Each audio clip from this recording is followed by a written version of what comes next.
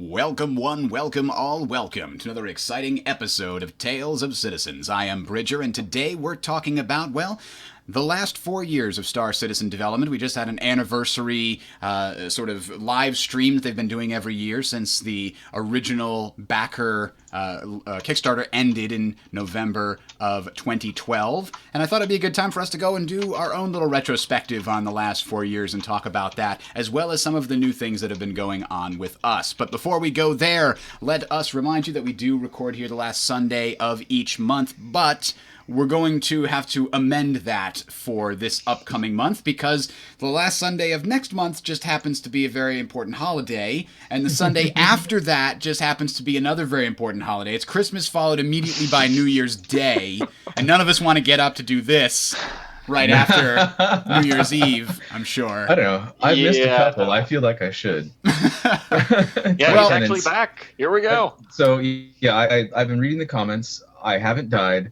I did not get MRSA syphilis. I'm okay. Yeah. I promise. Maybe on the last one. We're not sure. The gonorrhea, that's a very different beast. Yes. Gotcha. Fantastic beast. So anyway, we're going to, because we were talking about it before. All right, so in January, we're probably going to have a show either mid or just stick with our standard schedule. Maybe we'll just stick with our standard schedule and go to the 29th of January as our next show. We'll just skip December, take the month off, and then we'll come back on the 29th of January talking all about 2.6 because, come on guys, everybody cross your fingers with me, it will be out by then. You mean January of 2018? That's not what I wanted to mean. No. Okay. I guess the question is, if they've given the date, who was punched in the dick? Oh, that's right. They have a dick punching machine for that. Yeah. Yes. Yeah. Their internal deadlines are actually now hooked up to the dick punch machine.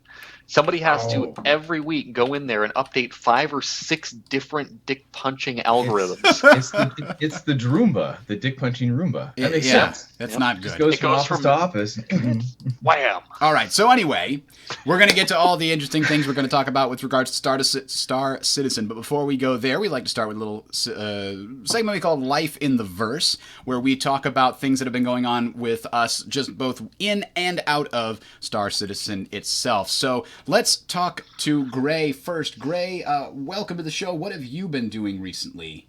I see you've got Stellaris Leviathans. I didn't know that was a thing. No, that's Callie. That's me. Oh, I'm sorry. Playing Stellaris. That's all me. Yeah. That's what I meant. Callie, welcome to the show. What is this Stellaris Leviathans? Okay, so I guess as Gray, I'm going to say Stellaris Leviathans is a well-thought-out expansion for the Stellaris game, in which there are basically like all kinds of new endgame content and giant space monsters that have come to crush civilization as a whole. They did some AI passes and rebalances, and it's a DLC well worth the price. Yeah, it's not that expensive. Was it $10? No, $10. And if you do like their winter sale, which, I mean, I know this is not a secret to anybody, but winter is coming. So Steam's going to probably release it at some ridiculous price. Like well, right now it's 33% off because Stellaris is fairly new, but the Leviathan story pack is not on sale right now, unfortunately. I'm looking at it here, and it's still $9.99, but I think I agree with you. If you enjoy Stellaris, the Leviathan story pack is probably worth it. You get a lot of new, very interesting things that are going to happen with regards to this. I ran into this myself. I've been playing my Space Rome Conquers the Galaxy game, and I've been having fun with that. But I ran into the space, like the last space dragon. And every time I go to think, like, maybe I should try to fight it, it's like, no. That thing still has a skull for its power level. It's your own personal dick-punching machine. It is. You try it every couple of centuries. Like, maybe we're strong enough to take it on now. Nope. I've conquered every fallen empire. And I beat back the AI rebellion. Maybe no. Turns out not. Yeah. It's a fantastic expansion. Really adds a lot of difficult endgame content. Also, more importantly, super cute aliens. Oh my god! Look at that moth. Oh my god! No, my daughter is in love with the aliens, the super cute aliens. It's driving me a little bit insane. Not this I'll one, be Mike. honest with you. I one's need really to buy this just so I can be an awesomely cute moth alien. I cannot make one more goddamn Ewok empire, all right? That's just not going to happen. Yeah, they called it, what, the Cuties pack that comes with it or something like that? I've got it. I love it. I have it. I enjoy it. I need more of it. But It's getting really good. And for those of you that didn't try out Stellaris, the 1.3 patch alone, the one that came out with the expansion, adds so many quality of life things. It makes it worth diving back into, in my opinion. I mean, just being able to single click and upgrade is amazing. Yeah, and it seems like the 1.3 patch for Hearts of Iron 4 is going to do the same thing. So it's like when you get a Paradox game, just wait for patch 1.3. The third patch is the charm. Hold off. As it happens.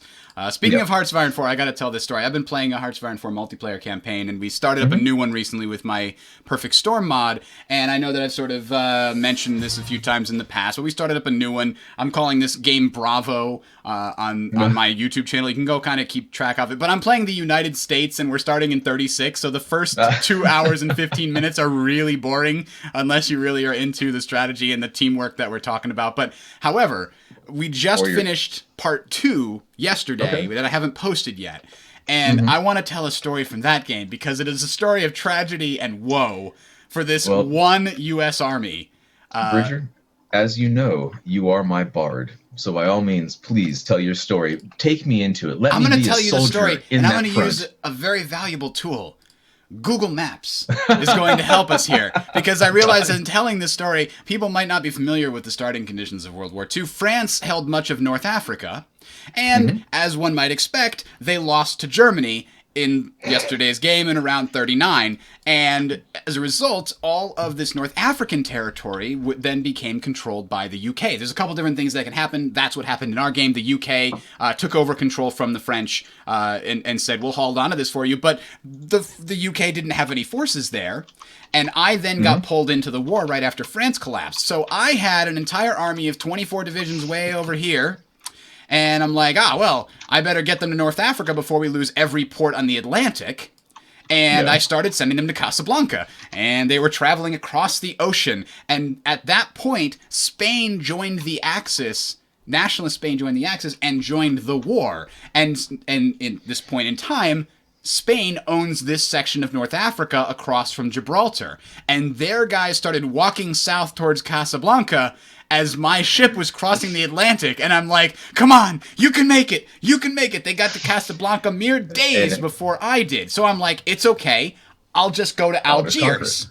So I redirected them to Algiers. Meanwhile, there was another Italian troop that was walking across the desert to Algiers, because if they get there, I can't land with my 24 divisions to try to hold an important port. With that, we could pour another 15 or 20 UK divisions and whatever. So they get there a mere days after the Spanish grab it, and then I'm like, the next big port is Tunis, so we'll keep going into the Mediterranean to Tunis, and so I'm in there. So you landed in Israel. Yeah, in order to protect my fleet, I needed to bring, in order to protect the transports, I needed to bring my major Atlantic fleet into the Mediterranean. So I did that, forgetting to inform my British friend that if he loses Gibraltar, I'm going to kill him. Because it turns out if you don't own Gibraltar, nothing you own goes through that strait. So anyway, long story short, the Italians get to Tunis before I do. So I decided to try to land somewhere near Cairo. Oh no, wait, the British have already lost that. So now I'm trying to land over here in Beirut, in Lebanon. I was kidding about going to Israel, man. I went all the way to Lebanon and still got there mere days after the Italians grabbed it. And then there was a new hope because the Soviet Union sent some volunteers, but the stupid AI normally would put the volunteers like in the territory as being fought over, and so it tries to do that, but it buried them in the desert next to Damascus with no supply route to either England or the Soviet Union. So these guys are there like, we'll get a breakout for you. Wait, we're completely out of supply. Oh, crap. So they're trying to get to Beirut desperately to get my troops in. And it's at that point that we realize we have a giant naval battle with the Italians, and I lose a ton of ships. And I'm like, I'll just send my guys back to repair. Oh, wait, they lost Gibraltar. I can't leave this lake The only safe haven now is Cyprus. It's the only thing in the entire Mediterranean owned by the Allies. I actually went to Malta first and lost it, and then went to Cyprus. And so the Suez Canal was taken, the Gibraltar was taken, and at this point I'm like, well, crap, because all my guys are dying on Cyprus from lack of supply, because no supplies can get to them. And I'm like, what are we going to do about this? And it was a hope that maybe if we could get them to Beirut, I could break out into the southern portion of the Sinai Peninsula here and get some supplies. That didn't happen because all the Soviet Union forces got completely just surrounded and cut off because the AI put them in lack of supply. But anyway, we finally realized Turkey is in the Comintern. And the Comintern is kind of on our team. That's how they had this rule set up for the game. And so I just asked for permission to move through their territory, and then I asked for permission to move through the USSR territory. They landed over here. We just went right across the Cyprus over to Turkey, and then across Turkey, in through Georgia, all the way up to Archangel, and then back around to Great Britain. This army had the longest journey and never got to fire a single round in combat.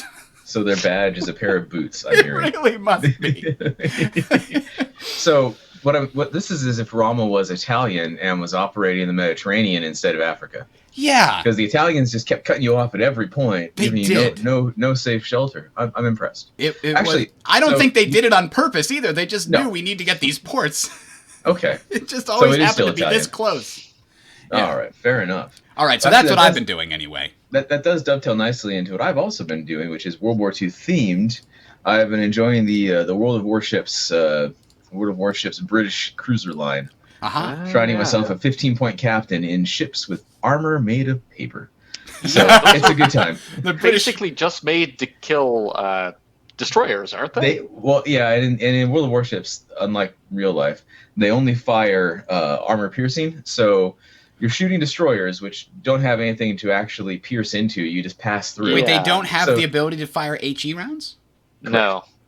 That's weird. So what you get is this. Now, their armor piercing works a little differently, but we're not going to go into that. This is not a World of Warships podcast.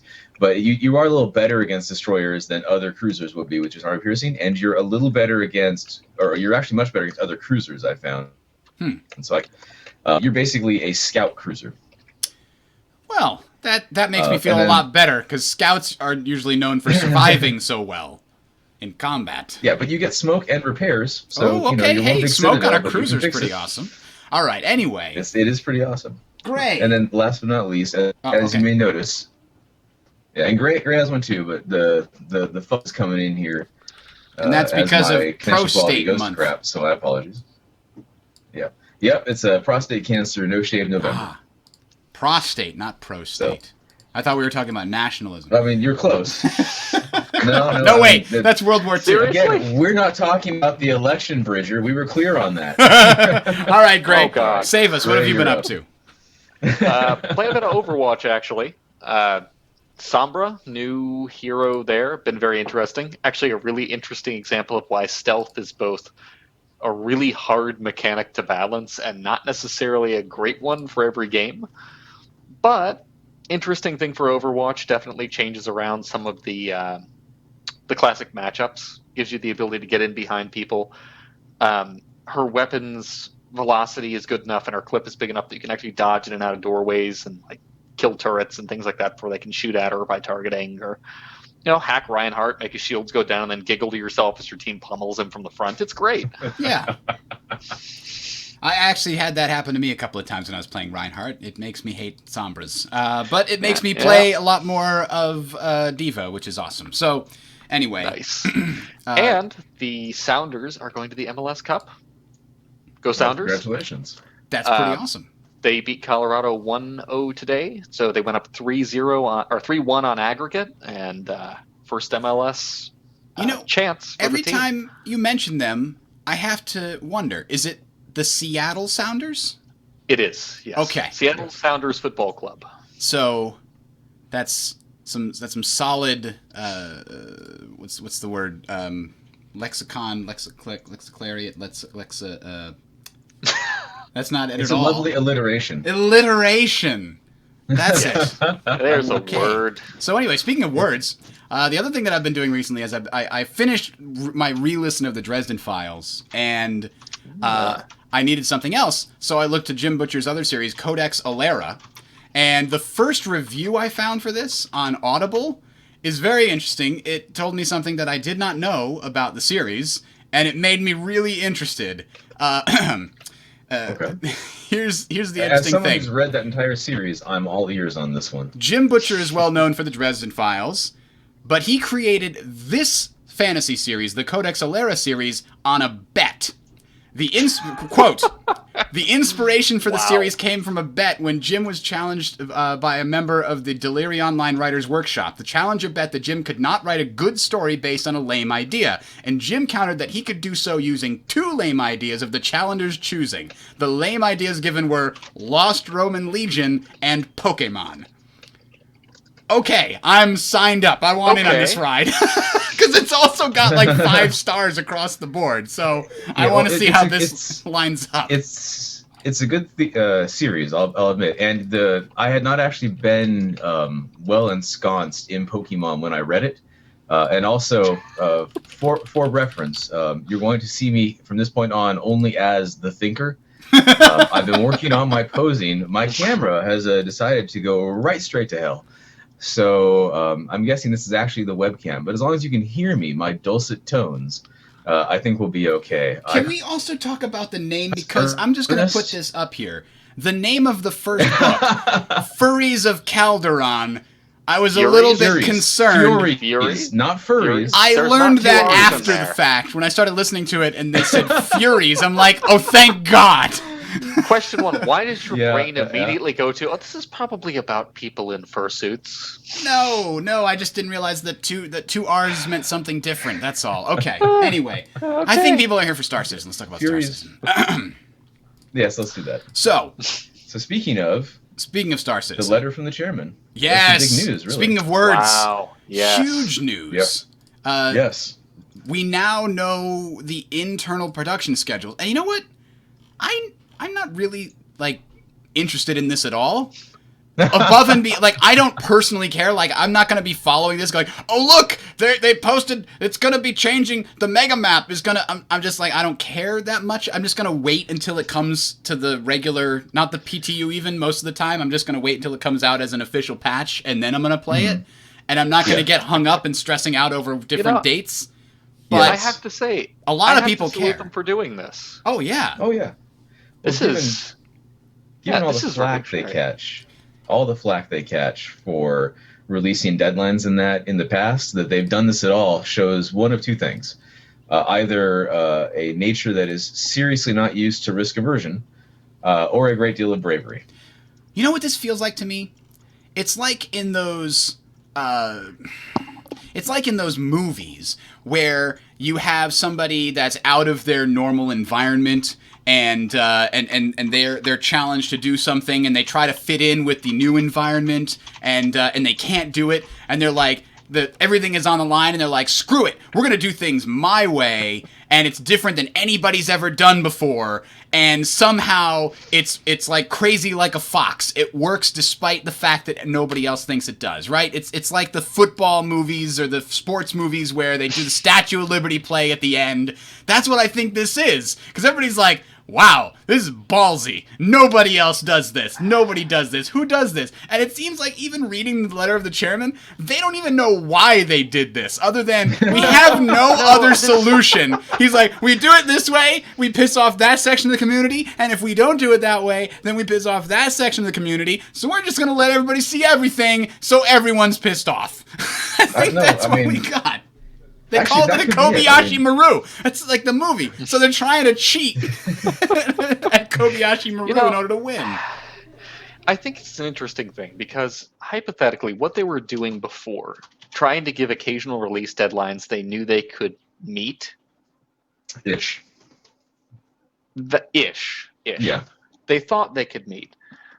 That was not necessarily the cleanest solution, but it was a solution that allowed a layperson watching the game to say, I generally have an idea of what's going to happen and where and when. It just didn't necessarily match up because that's not how software development works. No. Now, when they started looking at not having dates and just saying we won't tell you until we absolutely know it's ready, like actually ready to go out the door, they ran into that wall of, well, why aren't you telling us anything? This is supposed to be open development. I don't think that releasing internal deadlines is a compromise. I think releasing the internal deadlines is actually true to form what they said they wanted to do. Yes. They were just scared to do it. As rightfully Yeah. scared. I mean, they're doing something really, and to some degree, I almost think like. So I guess here's why it works with Star Citizen, right? Here's why they can do this. Because they have a ton of people like the Centurions, like the subscribers, that are paying money to have a staff that is dedicated to just communicating what's going on to the subscribers. Normal development studios, even good ones, like we've been talking about the Paradox games like Stellaris. Yeah. I just read today one of the devs on that on the board basically saying like, listen, we don't tell you guys these details. We don't do that just to piss you off. We do it because when we do tell you stuff we're thinking about doing that's not solid, that we haven't put through the whole process of PR, what we wind up doing is we spend so much more time explaining ourselves and so much less time making the content for you. We don't have a dedicated staff that can just spend 24 hours a day explaining our thought processes to you, because you can't just give something like this to the people without also explaining all the thought processes. You look at these development things. Look at this. How long do you think it took somebody to put this together? Just these details. This takes a long time. And updating it properly is also going to take a lot of time. Here's the thing about updating it, and this is an interesting thing. Not really. Those bar charts that you're seeing there... You just shut me down there. Just Yeah, like, no, what you just said, wrong. I kind of have to. He said what Fair I enough. Those bar charts are actually native to Jira. Yeah. Oh, okay. That's You have to process. modify them a little bit to make them look pretty. So that would take somebody some formatting time up front. But the process of building those bar charts and saying, here's how far this feature, this, what do they call them, epic, has to go, you can have it build that for you and basically go from there. This screenshot could be directly from their internal Jira dashboard. And probably is. I think what we're going to be seeing is a much cleaner window into those boards, which from personal experience means it's going to slip every week. Something's going to move. Yeah. But at the same time, that's what people want to see. They want to see, well, this feature wasn't getting worked on, or this feature was backburnered because this other thing was delayed. And you know what? There are folks who've said rightly, we don't want to spend all day explaining this to you. CIG has a marketing staff who at least twice a week do exactly that. Right. Yeah. I think that's why they could get away with this. I don't think you could do this with many other traditional game studios because they don't have specifically subscribers pay just for the communication side of this. That money is dedicated. That budget is dedicated to the marketing and communication side of explaining all this internal stuff to people who don't necessarily have the same background as the developers do. It's paying for that staff. It's paying for that equipment. It's paying for the events. That's a big thing. Mm-hmm. But there is a counterpoint here, which is people say that they want to see this content. They don't want to see this content. That's what I'm saying. My job is but they will get to see this it. Content. You'll get to see it. You're gonna hate it. You're gonna hate when you watch as Feature X that you care about gets pushed out for 2 fucking weeks because somebody had to go off and work on a much higher priority bug. Could be 2 patches for all we know. Two epochs. Let's put it that way. Whatever their epoch is in Jira, in the sprint system. It's 2 weeks, right? So they're going to look at it and they're going to scream, and Sig's going to say, "Look, this is what we're doing. This is higher priority." But I explain that to a staff of engineers. Then I explain it to my boss, who does not have any insight into what the hell it is I'm actually doing. Sig's going to explain it to their engineers. Then they're going to turn around and they're going to explain it to the entire community, and half of them will say, "Okay, fair enough. And half of them are going to lose their goddamn minds because apparently we as a people lose our minds at any provocation. Well, yes, that's a given. So people say they want to see it. I agree. SIG is in a unique position to show it because they already have your money. Tough shit.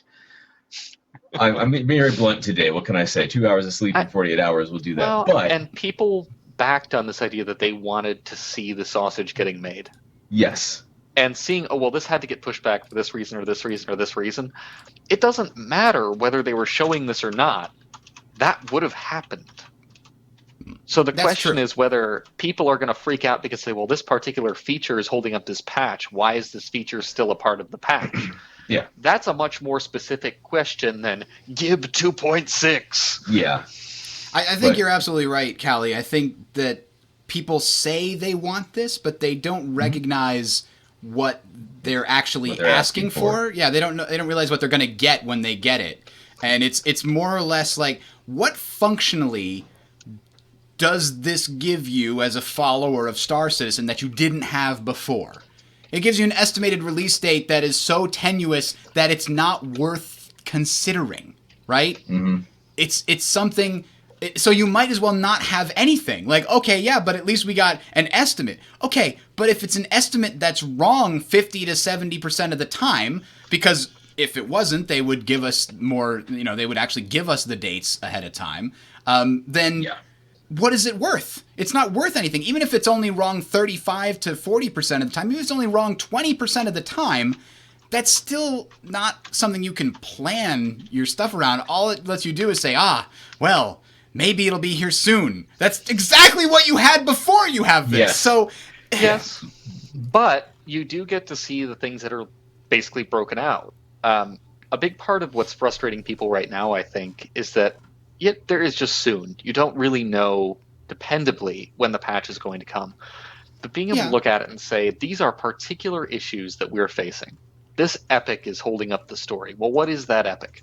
Well, it's specifically Volt animations or Volt animation integration into the game client, whatever that happens to be.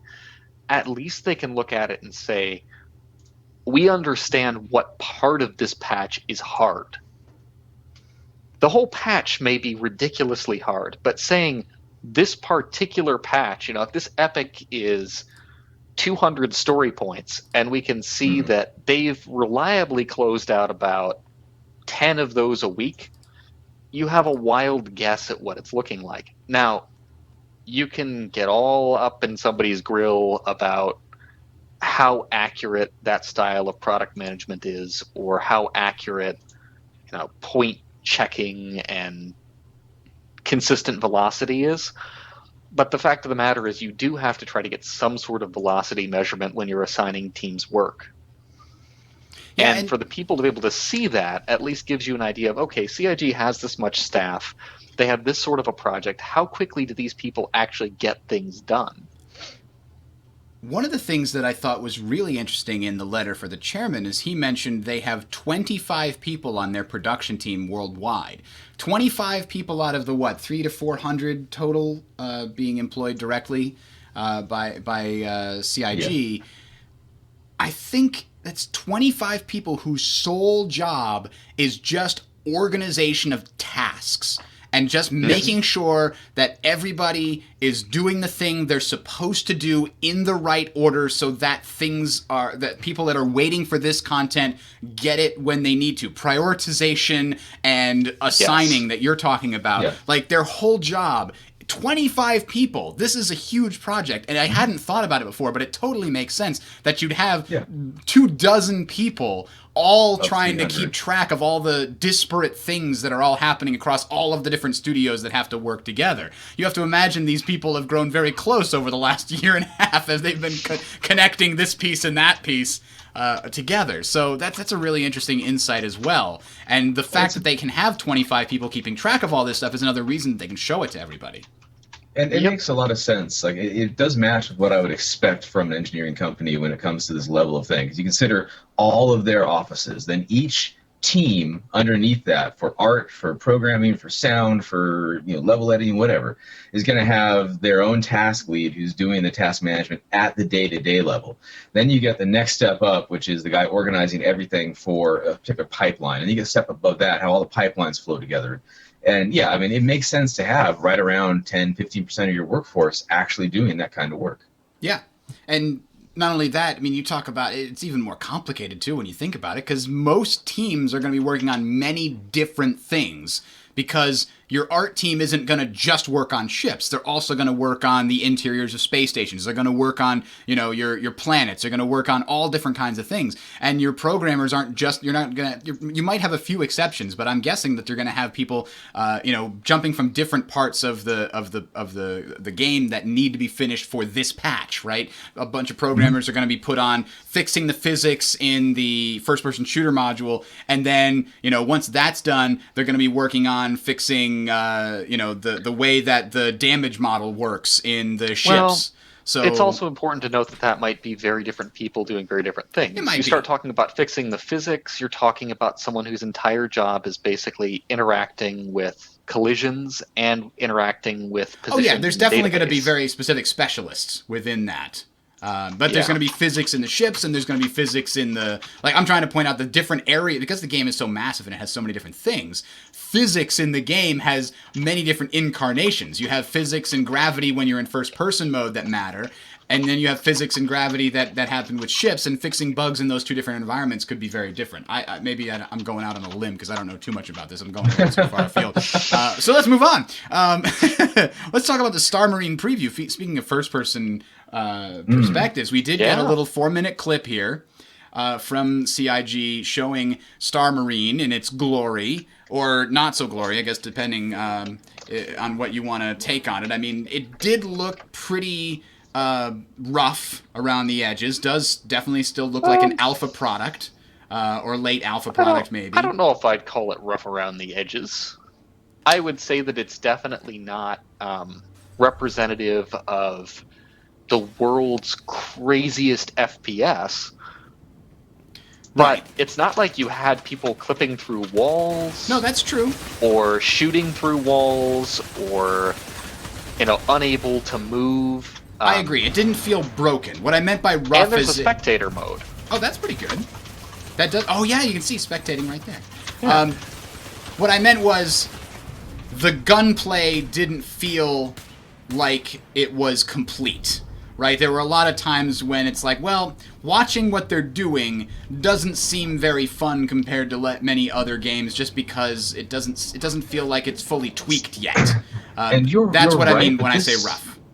You're right, and this could also be an aspect of the realism. I mean, if you've ever played Arma 3 versus, say, Quake or Overwatch, I mean, Arma 3 is a great game, but it is not my go-to for brainless fun for 30 minutes. I'll be honest about that. This is not Overwatch. This is not Call of Duty even. You're in a situation I think where the it'll closest analog to what I've played a lot recently is Rainbow Six Siege. It's sort of a slower, tactical... very much so. But I guess it people feels that like... what I'm trying to describe is it doesn't feel like there's a lot of feedback when you hit people. It doesn't... It just... you can't really tell if you're hitting them or missing them, and just some kind of quality of life things that I feel like is missing.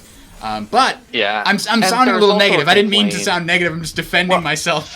But you angry bastard. I'm just There's angry. a rightful complaint to be made about the lack of feedback in some ways, but also about the fact that everyone was in medium armor for this, and the medium armor took a lot to take down. It took hits. Yeah. Okay. And that asks some important questions about how hard will it be to kill someone in a persistent universe, because these are PU guns.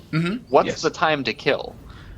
And I note that there are people who, in this and in the other playthroughs, they have bled out. I've seen people actually bleed out. They never were able to continue through. But that's saying you're going to bleed out in Star Marine is a very different thing than saying you're going to bleed out in the persistent universe. Yeah. That's a death sentence if you bleed out on your ship or when you're out of your ship running around. So I'm saying automatic med kit mods for your armor. We already know you're going to mod armor. That might be one of them. A self-sealing suit or one that cauterizes, something like that. With all that in mind, we're watching a respawn mode still. Yes. everybody Yes, they are. who's complaining about the time to kill and everything else, it's worth noting that this is still respawn mode. And if people only have one med pack or a couple of med packs around the level plus one little needle they're holding for a limb, I think this would have been I know, right? The magic limb needle. I love it. I think this would have been a slightly different kind of match to watch if you went in and you died and you were done. Yes. As it stands, this doesn't even have the it doesn't even have the permanence of death that you see in Counter-Strike. Because in Counter-Strike, when everybody dies, the other team wins. In this, it was very much a classic capture the flag game. Yeah. So, if you weren't looking for a classic capture the flag game, this would have been a very disappointing stream for you. And I'm happy to acknowledge there are probably people who aren't super happy having, that is what they got to see. But it did demonstrate some interesting things about, functional FPS, about the ability to vault, Yeah. as we just saw on the stream there. And the fact that you can have a map that takes place both in and out of space. Yeah. And Yes, which That is was awesome. kind of Although, can I mixed. give a pet peeve about that? Yeah. I think that it actually is more difficult for them to make a fun map where people can respawn than it is for them to make a fun map where you can't. I'm gonna go out on a limb on that. I will say you're out on a limb on that. No, so my pet peeve from this, having watched them go in space, there's a scene, and every time it comes by, it's bothered me, and it bothers me now when I see it. Bullet drop is the first one. Like they're in an area with artificial gravity, and the bullets don't seem to drop. But then he's floating through space, and he throws a grenade. And all I could think was, "You poor dead son of a bitch!" But then the grenade flies away from him. I'm like, "Oh, okay."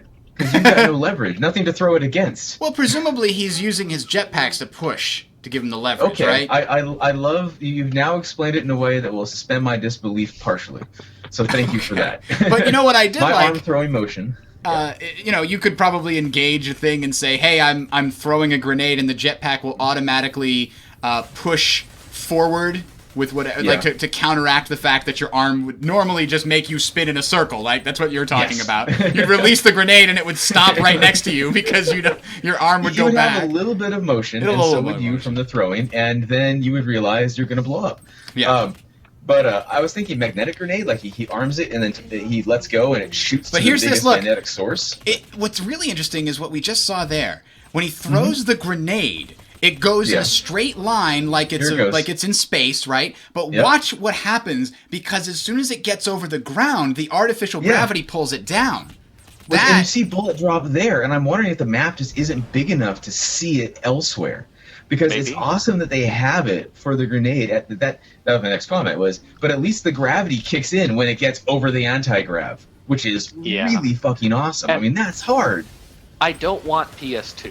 I don't want a game where the bullet drop is artificially just, like, immediate. Yeah. That pissed me off so bad when Oh. most sniper rifles in that game were this ridiculously short-range weapon. Like, where Because- your battle yeah. rifle should have been, because Well- they wanted to make the engagements much closer in. That's and not a instead problem of with bullet adjusting, drop. well, That's it's a problem with their design. velocity. Well, design, yes, but with the velocity. Yes. So you're firing this bullet, and it's traveling like 50 meters a second, so the bullet drop is really apparent. Whereas you fired at 1,000 meters per second, something much more realistic, you barely notice bullet drop a kilometer out. Yeah. Yeah. And that's how it should be, honestly. Yeah. The Yeah. idea of saying, like, oh, we're going to have really low velocity bullets is stupid. Yeah, And I think that they avoided that pitfall. they did. But it's going to mean that level design is very important for them. Because in PlanetSide 2, level design was almost an afterthought. And they had to slow down that velocity to accommodate that properly. now, somebody in the chat here, Zarek TV, talked about Yeah. muzzle noise in space versus in the rooms. Now, one thing to remember is that within the Star Citizen fiction, your onboard systems like your HUD, your helmet and your computerized HUD here is simulating the noise for you when there is no air in order to give you better situational awareness. That's what they have gone with because games like this, yeah, okay, there's no noise in space, but a completely silent game is boring and feels really wrong and it just lacks what feels like authenticity to us, right? Like everything that we Yeah. know is that things feel more real when you have authentic sound in it. So the point is that yeah, it's going to be different, so there should be some sound. But I think he was pointing out that there's different muzzle noise when you're inside versus in space, which could simply be the computer showing you that there's a difference. Hey, there's no air outside. You should know that. So we're going to make it sound like this. I had a different take. It's the noise your suit makes when it vibrates when the igniter is fired for the rounds in space. Oh, maybe. Yep. Maybe. Yeah. So you shoot it, it vibrates the gun, vibrates your suit. You're hearing that atmosphere vibrating inside. That's why it's so different. Oh, okay. So so maybe it's not the same explanation that they use for ships. They did muffle. Yeah. They did muffle in space, which Zarek is pointing out. And I felt like some of those shots were shots hitting your suit, is what we were hearing.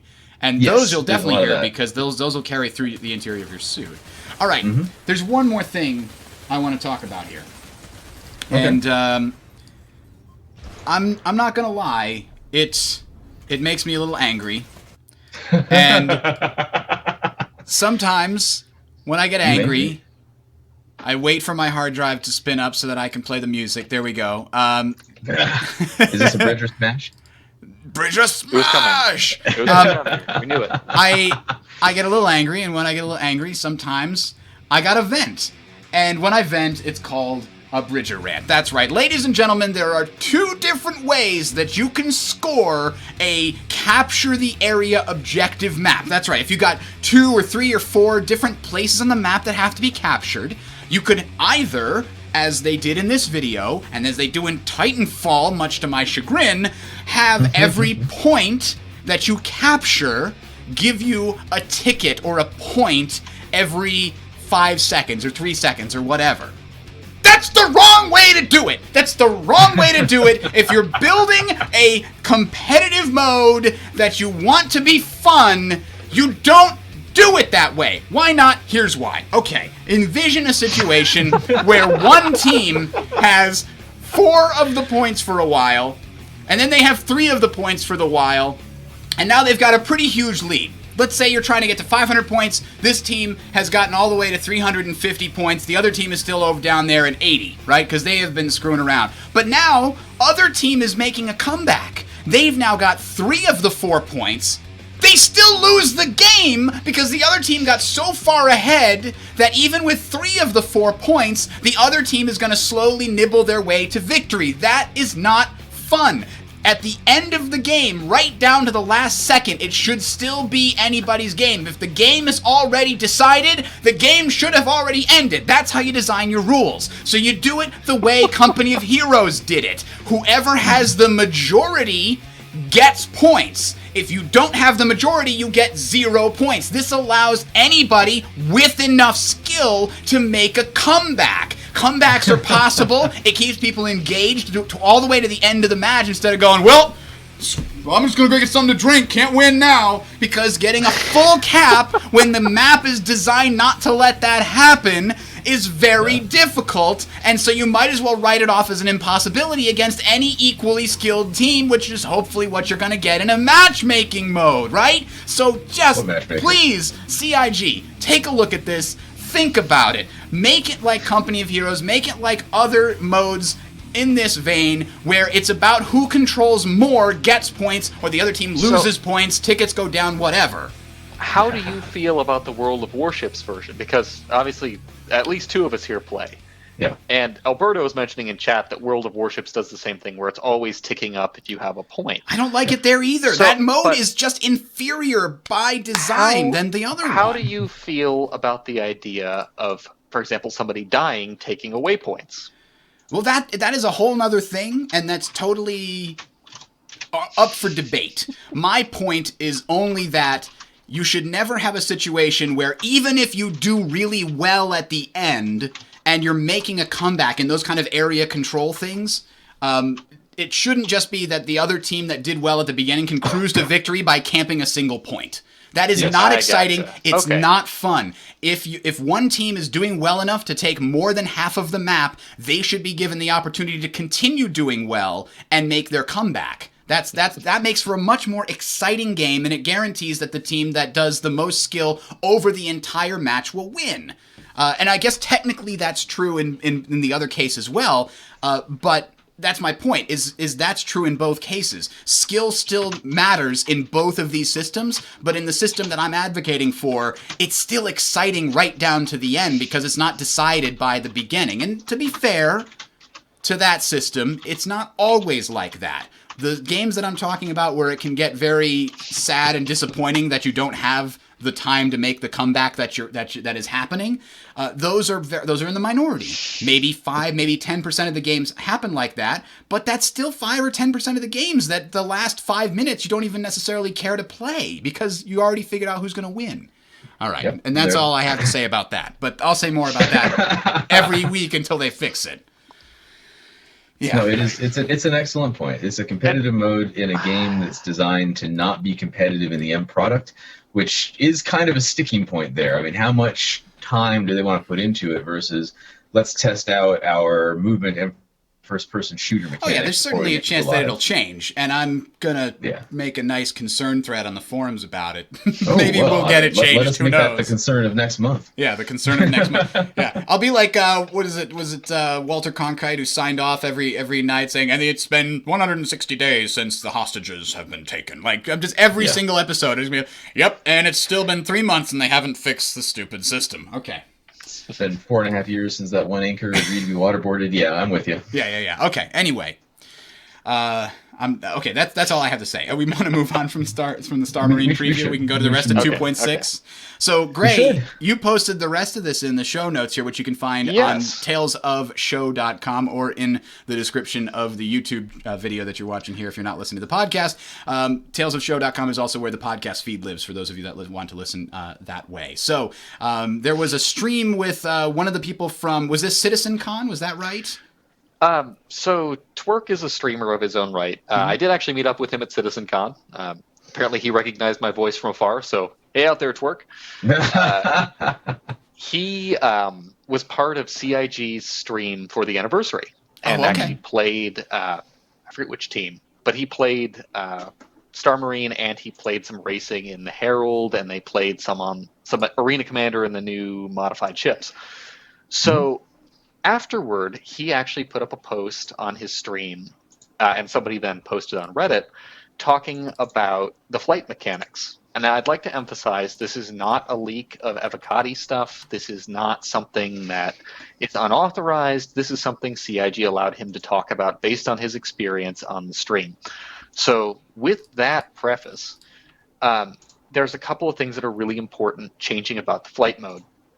The first one is they are basically getting rid of cruise. No distinct mode for it, at least is what they're saying, with the idea being that you use your afterburner to get up to speed. There isn't a lot of consensus right now in the posts or even on Twerk's video about whether they intend for you to slow down after you let go of the button, or whether you're going to be able to stay at speed until you turn or anything like that. I guess we'll see when 2.6 goes live and see how that goes in 3.0. But that's a pretty huge change. It means that boost is now a resource that's required not just to turn or to turn fight, but to actually escape or chase somebody, you need to have boost. Because if somebody turns around and tries to run away, if they don't have any boost, they're going to be at SCM speeds, which, by the way, are now roughly halved, according to Twerk.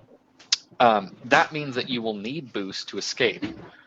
And for that matter, you're going to need boost to chase that person down. So if the person is in a fighter and they go blasting away at 600 meters per second because they're at whatever their previous cruise speed was, they may not be able to maintain that for more than a few seconds if they have been turn fighting. So you're going to actually make a decision now as a resource how long you want to engage in a fight and how all in you want to be without the possibility of cruising away. So also, apparently, they're getting rid of the space break or they're changing it somehow. That's not totally clear what that means. But there's going to be something going on with the space break that makes it different.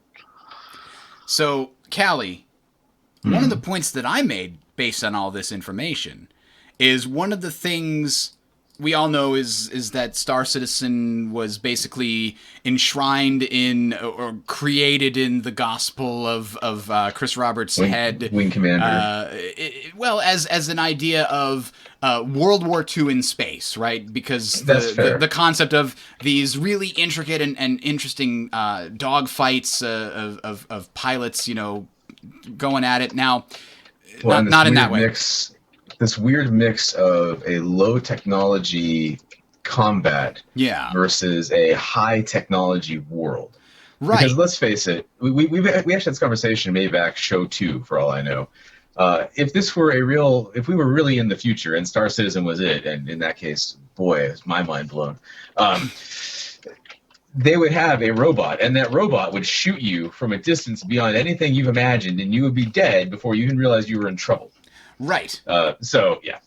And more to the point, we've discussed that one of the major differences between World War II style dogfights and the space style dogfights that we've had in Star Citizen is the way that you manage energy as a resource with regards to altitude in World War II dogfights. Because you have no gravity to work with here. Right, so you couldn't Boost have is your that. gravity equivalent. Boost is now your altitude equivalent, your energy equivalent. You can have, if you are properly managing your boost and you're only using just enough to do the maneuver that you need to do and no more, then you're going to have more coming into the next maneuver than the other guy, and that's going to be your advantage. If you go into a fight with more boost at the start than they have, then that's similar to coming at somebody from above in a World War II analogy. That is a really cool aspect that we haven't really had in the past. I mean, we had the boost before, but it hasn't mattered this much. It hasn't, because the boost before was only really your afterburner, if I'm remembering correctly. Yeah. So I don't know if that's still true. It doesn't sound like it. It doesn't sound like it is, and it sounds like boost is going to be both the ability to turn faster, so it'll allow you to whip around quicker, and it'll be the ability to go faster. Now, what Splooshy mentioned in chat is that Bar Citizen, it was confirmed that apparently it's intended to continue using fuel. Okay. Now, at top speed, you'd continue to use fuel to stay at top speed. I'm not sure how they would work that out with the in-game physics or anything else. But in the event that they choose to do that, they say there's a magical resource you have to keep harvesting to stay at top speed. That's a that's a resource allocation question now. And a money sink. Well, no. No, boost fuel is different. Fuel. Oh, okay. Boost fuel regenerates over time due to some you put process of grabbing hydrogen from ambient space, yada, yada, yada, and then profit. Whatever those magic physics are, assuming that those stay in the game, this actually leads to some interesting questions. If you're still consuming at top speed, that means that ships can't stay in cruise unless they had a way to allocate more fuel via, say, a bunch of scoops or a bunch of power allocation to their coolant or whatever the heck anyone ends up using, so that they can stay at that top speed with consumption. So that would mean that if you were exploring or you were shipping or something along those lines, you would need some sort of attachment on your ship or power allocation on your ship in order to stay at max cruise speed. That's really cool, actually. That means that person sitting in the second seat would have a reason to have the shields off, or would have a reason to have no power to your weapons. If what was confirmed at that Bar Citizen remains the same, that is a really cool mechanic for creating long-haul risk-reward. Yeah. And for allowing explorers not to just be constantly heavily armored and armed targets that just happen to have a longer range on them.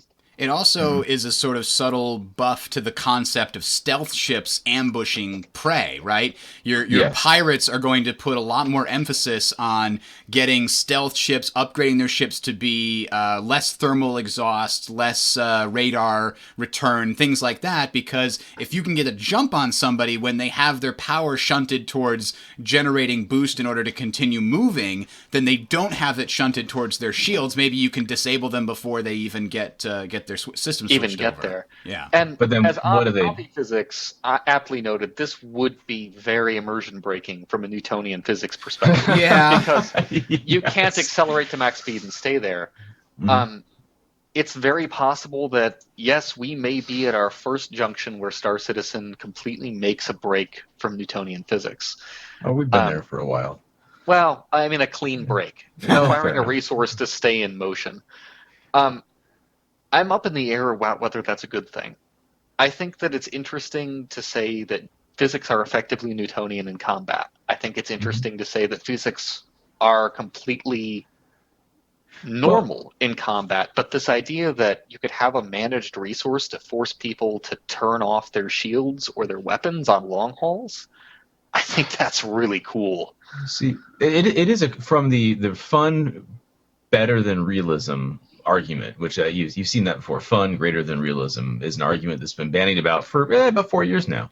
Yeah, it's a false dichotomy though, because it's a spectrum. Everybody has this point on that spectrum where they enjoy things the most. But anyway, move on. Yeah. So with that dichotomy, with that perspective, this is an area where the pure Newtonian world doesn't really work. Because in reality, and I'm going to go out and limb here, and I'm sure I'm going to get one astrophysicist very mad at me.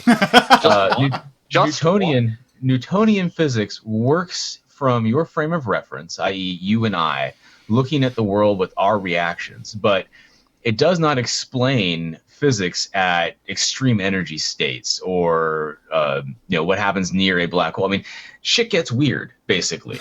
And so we don't have a unified rule of physics that encompasses all of that yet. And so right now we say, Newtonian physics works when you're driving your car or measuring the speed of a bullet. It doesn't work at high energy states or extremely high gravity, etc. They can make the same argument to wave their hands and say this is fun, better than realism, but basically physics stops working at X speed we've discovered. And it doesn't matter what that speed is, they just make the statement and magic happens. So there you can get around it. I mean, and you can talk about quantum drive that way. Absolutely. Yes. I think that saying, well, quantum drive is magic drive. But that's if your afterburner gets you to a speed in subspace, for lack of a better term, then you're pushing it where you would magically hop over to quantum. You can make the argument that you're tearing at some zero energy point that's fucking with you and you'll die of radiation in 7 seconds, so stop that. So your ship automatically stops you from going that fast. I'm just throwing it out there. I don't know. People in the chat are trying to come up with a reason why your ship would have to constantly spend fuel. And some people are like, well, maybe traveling that fast generates too much heat, and so your ship has to generate energy in order to get rid of the heat. And like, no, that doesn't really hold water either. But no. When you said that, I just imagine Cthulhu at like a prestigious university handing in a dissertation, and instead of the top saying abstract, it just says TLDR, shit gets weird at the quantum level. That really should be their thing, right? Shit gets weird. Actually, you can make it a little better. Shit gets weird, yo. Put that up there. We're set. But, from a physics perspective, I think it's going to be very difficult for them to justify requiring afterburner fuel to continue moving at sub-quantum speeds. Yeah, I mean, the only thing even with the lack of justification, I might still like it. Yeah, I agree. That's a weird thing to me because this doesn't feel like the same vein of Star Citizen that we saw for the past few years. It's a very different thing. It's them choosing, as some have said, fun over realism.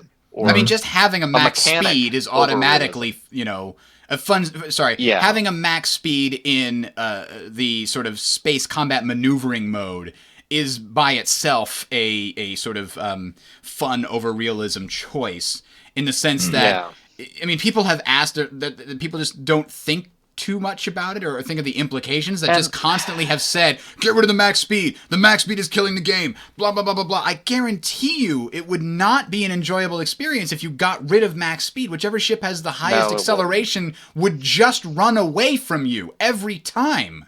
Yes. It makes no sense. There is a gameplay element to this because this is a game. Yeah. Yeah. And much as I love the concept of adhering to a realistic, something that feels realistic, something that's very immersive, something that doesn't make you go into it and think, hey, why is that a thing? And pull you back out of the game to ask why the game's doing this. I really do hope that they come up with ways to make the game really fun while staying as close to that immersive realism as possible. But I also understand that it might not be possible. There's a part of me that would be happy if they said a little higher than SCM. Let's say if your SCM speed was 200 meters per second, they'd let you go up. They'd let you go up to double SCM in full Newtonian. So you'd have the ability to say, okay, yeah, I can get up to 400 meters per second decoupled or in Afterburner and just keep going in a direction that fast.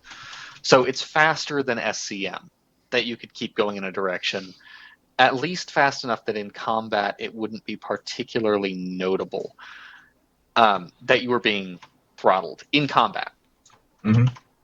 But the moment that you get into cruise, I cruise, kind of like this mechanic. You could easily make the argument for cruise, though, that your ship needs to expend energy to make sure it's not crashing into micrometeoroids and planets and all kinds of other things. You're going so fast, you need to be super precise, right? I mean, at cruise speed. So you're saying, though, that...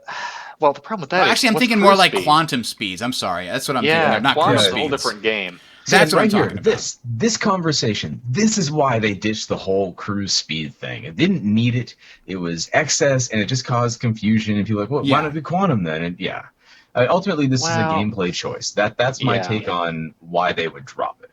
Because people like us are having the exact same conversation. Well, they're still going to have... See, they're going to still have cruise... at least from what we're describing here, except in order to stay in cruise, you have to constantly expend boost. Because it's still combat. You're going the maximum possible combat speed. It's no longer cruise. Yeah. But I guess you're right. It is maximum possible combat speed, but the maximum possible combat speed expends energy to stay at that speed. Yeah. And it's here's the equivalent. If we look at it from the World War II dogfighting point of view, if I'm at the maximum possible energy removal, i.e. I'm in a hard dive in my fighter, I'm going to stop diving at some point, no matter what I do, or I'm going to hit the ground very hard. Running out of boost is a much softer option. Yeah. Yeah. Yeah, it is. And so again, to me, that's why this is... Gameplay perspective, I totally agree with this choice. If this is true, if what Twerk said combines with what was said at this Bar Citizen, I think that we have the makings of a really cool game. But I don't think we have the makings of a physically accurate game. Maestro's got the answer. It's not consuming boost to keep powering you forward. It's using that boost to power the inertia dampeners that are keeping you... Well, no, because that that only matters if you're accelerating, right? Damn it. I thought he had it. Yeah. I thought he had it. You're not accelerating. There's no energy. There's no need for inertial dampeners if you're not accelerating. Anyway, let's stop trying to solve how to make the game, because that's not our job. I mean, I have a whole black hole argument here. I don't think we necessarily have to make this decision. I don't think anyone has to make this decision. This can be hand wavium. It'll drive some people nuts. Rightfully will drive some people nuts. It'll drive me nuts. But I will love the result if this is what it does. The ships are already powered by unobtainium, so let's continue. Even without any question about combat speeds, ignoring that entirely, the idea that having to stay in cruise, like if you were cruising around an area scouting, you have to divert power from your shields and weapons, I love it. Mm-hmm. Yes. I love that idea. It's a great concept. Now, here's the deal. If this ends up not being true, because we are indeed into rumor and speculation, I say we burn Twerk at the stake. Who's with me? And Splooshy, because... and Splooshy. Both of them combined. It shall be a witch hunt, the likes of which the internet has never seen since Boston. I don't know. Hey, maybe that's it. Hey, look at this. It's dark matter resistance, guys. In this universe, there is dark matter resistance that's like air resistance that only kicks in when you hit a certain mass to velocity ratio. Yes, I love it. That's why some ships have a higher max speed than others, because they're lighter or they have some kind of different That's the point makeup. At which you have to start expending fuel to burn through the dark matter entropy, right? Yeah, dark matter counters inertia. somewhere, Avi is currently, like, I can see him, the, like, vein in his head bulging out, the, like, slightly murderous thing going on. Never mind that this dark matter inertia would have stopped all the planets from orbiting, and they would have crashed into their suns. But they don't have quantum drives that make it necessary. Oh, okay. So it only kicks in when you have a quantum drive on board. So maybe you can disable your entire engine to avoid dark matter resistance, because No. It can't be the engine, because if the engine is expending energy, you're going past the first law of motion stuff again. It has to be something physically slowing the ship. No, that's what I'm saying. The thing that's physically slowing the ship, the dark matter resistance. What am I fucking saying? It's the engine. It's only engine. It's dragging on your engine, but only when it's powered up. So you have a choice. You can keep going for free, but you have to turn your engine all the way off, and in order to turn it back on and warm it up back to the point where it'll actually allow you to maneuver properly, it would take 30 or 40 seconds, so it's not a good option. Instead, you keep your engine on and you just keep boosting, because it's faster to come out of that. Plant. Yeah, whatever. Power plant. Whole yes. Power sure. plant. I think we've all managed to miss a very key point that ties this right back to the economy. The reason your ship can't go faster than a set speed is the invisible hand of the market reaches out and grabs you. I hate you. And pulls you back down to the correct speed, because it can't have, the economy cannot take that kind of power. This is an interesting thought. Jet fuel can't melt dark matter, guys. Everybody knows this. Oh, man. This is an interesting idea, though. The idea that the engine itself has some sort of strange drag in space. Yeah, we don't know how the engines work. If you turned it off, if you turned off the power plant, you could go forever without any problem. I don't mind that idea too terribly either. Even though it's totally still hand-waving, at least it's hand-waving that explains something. Hey, mine explained it just fine, thank you. Okay. Maester, we're going to assume that Bessard Ramjet has quantum drag on dark matter. Oh my god.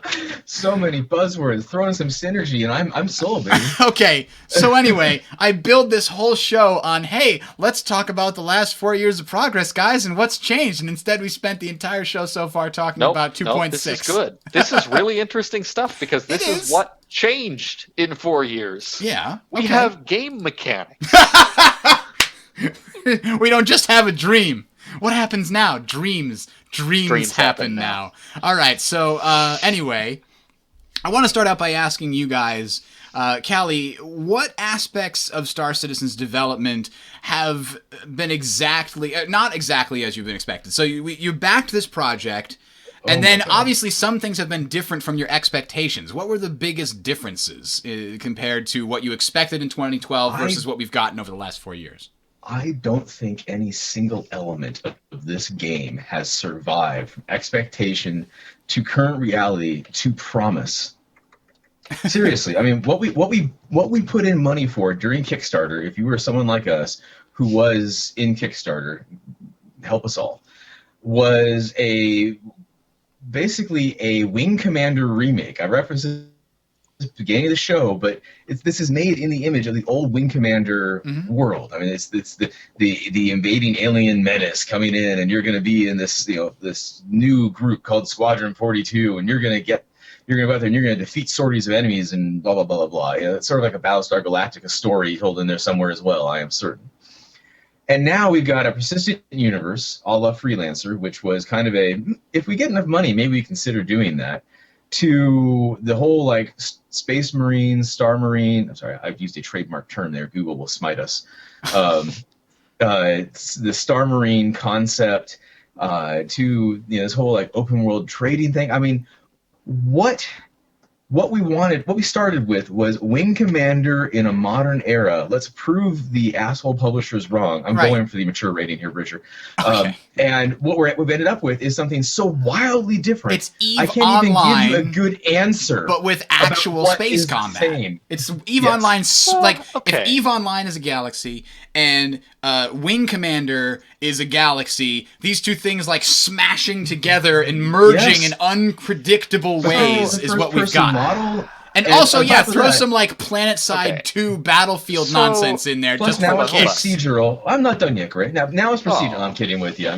Go ahead, man. I think if you come in from the angle of you backed this with the intention of playing a single player game, which a lot of us did because Wing Commander was awesome, I think that's still there. I don't think It is. that's seen a vast change. I think the development of a single player game has been improved by the fact that now they've said we're going to have more assets. We're going to have bigger Yep. assets. We're going to have procedural planets that can be included into this thing. And Yep. has that slowed it down? Yes, it has. I mean, there's no question about that. Oh, But at the same time, I don't think you can say that we're not getting the single player game that we wanted. we are getting a single whether- player game. We're not getting But the it's- duck in and out. That's something that's a valid complaint by some folks. Specifically, It's a you're plot-in. talking about the co-op where people can jump into your game and jump out a la Dark Dark Souls. Souls Yeah. I That has think been if that's what confirmed you to have been signed in dropped. for. If you signed up for that, it's unfortunate. It's Sorry. clear that's not part of the program anymore. But if you came in with the idea of you really, really, really wanted to play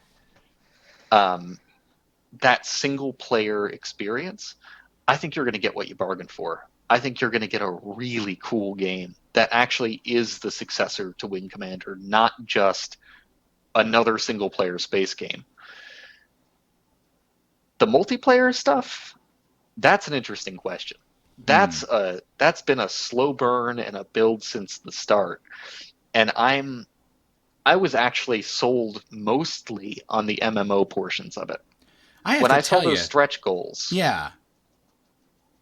that's what really got me like excited enough to say I won't wait for this to launch. Yeah, I remember seeing Star Citizen on Kickstarter. I kind of browse Kickstarter a lot. I probably found my way there from Reddit, from one of the games subreddits or something. And I looked at it initially, and I didn't understand what they were talking about. Like you're talking about, yeah, Wing Commander, but updated for modern era. When I looked at that Kickstarter in the first few days, I didn't get that impression. Like, I didn't understand what it was. I watched the video, I read the thing, and I was still like, I have no idea what they're trying to build. I know it's in space. They showed a video with a big space carrier. That's all I got. And I like marked it to like come back and look at this again later and see if you can figure it out. I guess I didn't give it too much time. And I remember coming back to it and they had like changed the campaign. Or I maybe had seen a video where somebody better explained or something they put on their website. I don't remember exactly what it was. But I finally started to grasp what they were trying to put together. I think they added the stretch goals that you're talking about, Gray, where they started to explain like, oh, and we're also planning to... And that's when it kind of clicked in my head. I'm like, oh, they're making EVE Online, but with actual Twitch combat instead of that kind of, you know, click and the rotate RPG. for a Yeah. while. Instead of the Yeah. RPG, Now- like, yeah, the auto-target system. And They I'm like, walked that's away when I from- was on board with the dream. Yeah, they walked away a little bit from Eve because it's going to be a lot of NPCs, a lot of managed economy. Okay, I'm fine I with don't that. think that makes it that different from Eve. I think that having the 9-to-1 ratio, as they've said, or the 9 to 10-to-1 ratio, or whatever, of NPCs to players allows them to control the economy a lot better. Yeah, ignore the ratio. I think anybody saying 9-to-1, 10-to-1, it doesn't matter. What Right. matters is that they are going to have their finger on the economy and they will constantly push buttons. And I mean, EVE Online has a bunch of NPCs. They're mostly just there for you to kill them, and they're there to kill Yeah. you They are as a pirates that transport, exist. right? So I mean, in a sense, Star Citizen's expanding on that a little bit more to have essentially NPCs that act exactly the way a player would act in every single kind of role, theoretically, except maybe exploration. You probably don't want NPCs discovering things when you have so few No. real things for people to discover and name, and then there's like Yeah. a million people that want to actually discover the thing, but only one person can. That's a problem. But that's a problem we'll solve in another show. Let's move on. So what? So we just talked about, you know, what things were different than what you expected. What wound up being exactly the same as you expected? Anything like that, Callie, or close to what you expected? So when the stretch goal of the Persistent Universe came out, what we're getting is pretty close to what I expected. Once they announced that during the original Kickstarter, because what we're getting is Freelancer only massively expanded with a lot of more options. And like, you know, if you look at like the bars in that, and you think back to the old Freelancer where you landed on the system and or at the station and did your thing and bought your ship upgrades and all that. I mean, you can see where each of those elements is still there and just blown up massively. So that we're still getting. You know what? The hangar system. That was something that we had talked about from day one of the PU pretty much, and that is more or less what I thought it was going to be. Yeah. It is instance player housing. So kudos. We have hangars. Yeah. All right, what about you, Gray? What about things that wound up developing very similar to the way that you thought they would? Very, very similarly. That's a hard one. I would say, I mean, the hangars are actually a perfect example, and you've stolen it from me. Yes. So I'm looking for another one. The hangar system, the whole thing there is actually very close to what I expected. The other thing that I expected is actually the way that they're looking to handle space combat with huge multiplayer experiences. For as much as they talked about potential instancing, they talked about how they intended to have. They talked a lot more about how they intended to have as many players as they could in an area. And their new Star Network stuff that they're working on right now, I feel like is the real continuation of that. What do I want to call it? That spirit. Yeah. That idea that they want us to have insane hairballs to fight in. That thing, that experience is very close to what I would expect. And actually seeing 2.5 right now live, even with the limited number of players that they're allowing in right now, because we've got the crap net code and the testing servers and everything else that aren't fully cranked up. Debugs in the background. Yeah. Even with all of that, I think that we're closer to that multiplayer feel already in this sort of outlying Port Olisar area than I think I would have expected to change. I think this is dead on what I expected, that feeling of lots of people and lots more to come in every particular area. If that makes any sense. No, it does. It certainly does. You've got you were looking for a framework, and well, you have it. Yes. Yeah. So there has been something that's been more or less consistent over the years. What about the community? How has that changed from 4 years ago to today? No. I love the Star Citizen community if I get to pick and choose who's in it. Well, that's a good job saying nothing there. No, there are some real standout contributors to the community overall, and our Dog and Pony show is not among them. Okay. So be sure to tune in next week. No, I'm kidding. But then there are some standouts that are such negative influences that they have managed to nearly derail the narrative of Star Citizen. And they're a part of that same community in the same way that a convicted felon is part of your community.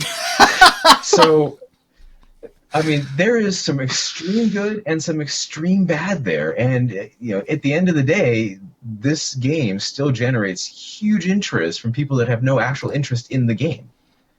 People complain about the amount of money that's been raised, about the money grab sales, to say it the other way. They complain about the development time it's taking, as opposed to about the amount of polish that's on it. Again, to put it another way, we're seeing all of that in this giant clusterfuck. I think I want to be fair to some of these folks. People who were expecting a faster release, who were expecting a smaller scope, I think they were part of the community from day one. Yes. I don't think you can fault... Well, you can fault, but I don't think you can claim that everybody who's pissed off about the time frame is some sort of new interloper. No. But I think you're right to say that people have become very touchy and very different about the sales. Yes. There's an obsession with CIG's bottom line, which is honestly unimpressive.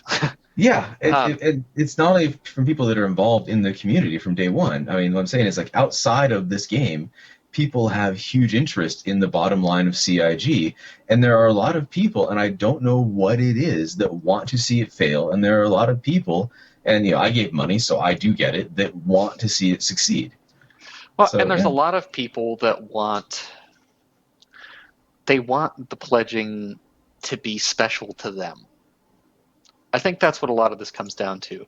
They don't want more people to be able to throw money at this game. They want the game to continue with their pledge being whatever percentage of it is, and for CIG just to stop basically being a capitalist company. Well, I think it's there's similar to, isn't it similar to the problem where in World of Warcraft, when they had the first expansion, they then made the XP required to get to level 60 a lot lower so people could level faster, and all the people who are already at 60 were like, this is bullshit, man. It took me, I spent good time leveling up, and now that's wasted. Like, they act like the fact that other people have it easier somehow makes their accomplishments less. And that is such an egocentric view. Like, you've had so much fun with this game, fun in quotations because it's World of Warcraft. You've had so much fun with this game that suddenly other people having better fun, easier fun affects your mood? How bizarre is that we live in a time where that is people's concern? It comes down to, I mean, I don't like the attitude, so I've dubbed it the special snowflake attitude. But there was actually a well-reasoned version of it that said it comes down to the value you place on your time. And when an external factor cheapens your accomplishment, it devalues your time.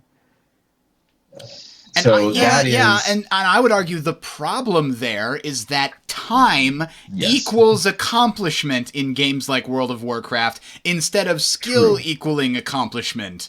That is a completely separate topic that we could spend an entire podcast. Actually, no, we have spent an entire podcast talking about. So we're gonna jump over that to the next question here. So the community. I did want to mention. I think actually, to be honest. I mean, you guys are being negative about how the community has changed over time, but I am a little optimistic. No, I think I'm more negative about folks that are really, really down on the continued fundraising. That's really where it gets to me. I feel like I ran the table on this one. The community has increasingly gotten more toxic, just specifically about funding. But here's the thing. With a community that has grown so many orders of magnitude, I would expect it to be completely filled with nothing but toxicity at this point, and I'm amazed that we are as good as we are. And true, I can actually explain these two different viewpoints in one very eloquent way, which only describes how erudite I am. Basically, Bridger, you have hope. And Gray sees the giant pool of people, and he doesn't realize that it's the exact same regular person to asshole ratio over any given topic, but the assholes really stand out when you have enough of them. Well, the vast majority of rational people who aren't going to be assholes about this, they don't talk. No, that's what I'm saying. They've done the rational thing, which is ignore the game until it's ready for them, right? They're looking at the game and going, I don't really want to play an alpha. I'll come back maybe when 3.0 launches. And there's another set of group of people that says, I'll come back when the game launches or when the whole universe goes into beta or whatever. Those are the rational people that would make the community look better, and they're doing the rational thing, which is ignore the toxic leakage because it doesn't do anything at this point. The game, it's not worth it because you're spending too much time talking about something as we're going on to the 90-minute mark of our podcast. We have no leg to stand on here, unfortunately. We tried. I mean, we've done the whole thing. We don't do anything with the game, right? I mean, none of us have actually shown an interest in it since we pledged because that's the only rational response. Well, yeah. Anyway, so that's my thought on the community anyway. But let's move on to the question because we are 90 minutes into this episode and I don't want to take too much of our time. We started on time this time. Yeah, what about the development process that we've seen so far? Whether it be, I mean, obviously we just recently discussed the changing in the production schedules and the timings being released. So let's ignore that part for now because we just discussed it. But what else about the development process has changed since the early days of procedural planets? No. They added a studio. They have, but there's a more fundamental answer to that, and it's an important one. And it's one I go through time and time again in my own professional life. CIG's developers and staff and planners and everyone else have become much more disciplined and rigorous in the application of their work. We are seeing pipelines. We are not seeing rework this, think about that, go forward, change this feature. There are actual pipelines. Everything is justified. Everything is rational. They track heavily what they're doing. From the outside looking in, but with an insider's knowledge, it's an amazingly efficient process. And you're my saying hat is it off to wasn't them. like that in the early Not years? at the beginning. Mm-hmm. I recall Sort of the a learning beginning experience of for them. all over the place. We're going to work on this. We're going to do that. We got the ship. And it fell apart. And we saw a barely working demo at that first big reveal. And since then, what have we never seen at these Citizen Cons? Huge reveals. It's incremental progress. It's seriously rigorous discipline. I'm very impressed with that. They've done an amazing job there. Yeah, so that's definitely one of the things that I notice has changed as well, is the more organized in terms of what they want to do. Because remember, when the Kickstarter ended, they still weren't sure. The game changed from the Kickstarter to the end of the Kickstarter, and then from the end of the Kickstarter through the first year, they still weren't deciding exactly what they were going to launch with. And then even up to like last year, they were saying, yeah, we're probably not going to do procedural plannings until later. And then all of a sudden, oh, actually, we just did it by accident or something. So there you go. All right, Gray, what do you think? Did you notice any other, besides like the organizational methods of the development process, what else has changed since the early years? In the development process, or were you saying just in general? In general, in the development process, the communications from the developers, anything else? What do you think are the biggest changes? They're communicating smarter. They are slowly understanding, even since last year, what it takes to have a successful post or a successful communication with the community.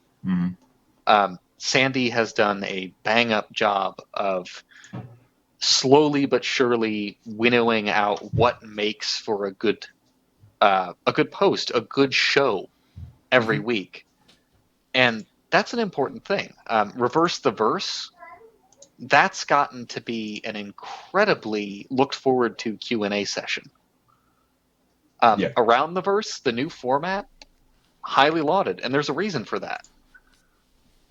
Yeah, I definitely agree. I was going to say that too if you didn't, because their communications method has been really interesting. And I have to say, some of the ideas and things they've decided to do since the beginning were really cool. Like, the next great starship still blows my mind to this day that you could have, like, that reality show take place in an indie AAA developer funded by fans of a genre, not a publisher. Like, that's insane to me. They put on an entire reality show while they were developing a game. And it's like the same people. It wasn't even really that different people. It was their same main core of people, because you had Chris Roberts there for most of the last ones doing the judging and things like that. So that's it. That's crazy to me that they did that. I totally think that's one of the coolest things that they've ever done with this whole thing. With all the other news that's come out since, I had forgotten about that until you just mentioned it, and I'm once again taken back. But who was the host? The one that was both loved and hated? Sandy. There was like a reality TV star they brought in. The guy that kept doing the segments, right? It wasn't Dan Giesling of Big Brother fame, was it? I think it was. Okay, because he's actually a streamer for gaming content now. So I guess he got a second career out of it. So kudos. Let me take a look. I'm going to make sure of that before we. Okay. Yep, that's him. Dan Giesling. All right. There he is. Yeah. So what do you think, last question here while we're looking back on these 4 years, which I should remind people is 4/5 of the way through the development of a standard MMO a la World of Warcraft. So Touché. We are not even at the point at which a regular MMO would release, so stop complaining, you noobs. Okay. I kid. Oh, man. I'm looking forward to start Squadron 42 as well. But anyway, what do you think has been the highest high and the lowest low over the course of this journey that we've taken so far? Like the point at which the community is just like, oh my god, this is amazing, the biggest reveal, versus like the biggest disappointment. Okay, so I want to start that in reverse order. Okay. Uh-oh. Because the absolute lowest low, I think without any question at all, was the whole fiasco around Star Marine. Last summer, summer 2015, spring to summer 2015, was the low for this project. Yeah. I don't think there is a way, knock on wood, that they could have had a worse few months. They demoed something that they thought was close to ready. Yeah. They advertised that would be ready within a couple of months. Then they advertised it would be ready in a couple more months. And they started doing weekly posts, or was it daily posts? It was something ridiculous. Yeah. Talking about how it was going to be ready next. And that feature screwed them over hard. And it put them up against a wall. They lost a lot of people's trust. Yeah. So much community goodwill was lost in that moment. It was the first time when any of the criticisms made against them actually had any weight. Up until that point, they had pretty much, all the criticisms had been hollow. It was their biggest communications failure, and I don't think it would be even possible to beat a failure of that magnitude. Yeah.